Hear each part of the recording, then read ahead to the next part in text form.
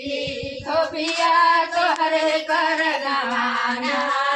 हम त गंगा पवड़ के अइली धोबिया तोहरे करनवाना सोना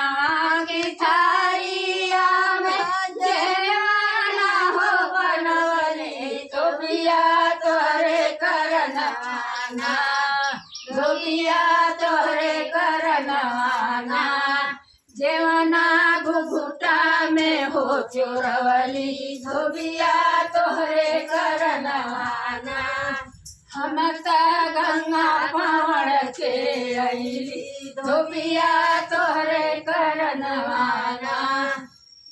जर घड़ी लावा गंगा हो जर पनिया धोबिया तोहरे करनवाना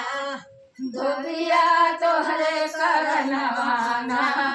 गेरुला मुफती में हो चोरवली धोबिया तोहरे करनवाना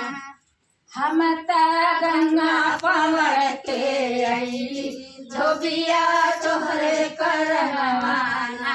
लवंगा इलाचिया का बीड़ा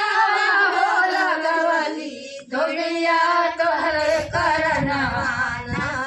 धोबिया तोहरे करनवाना बीड़वा जो बना गए हो चोरवली धोबिया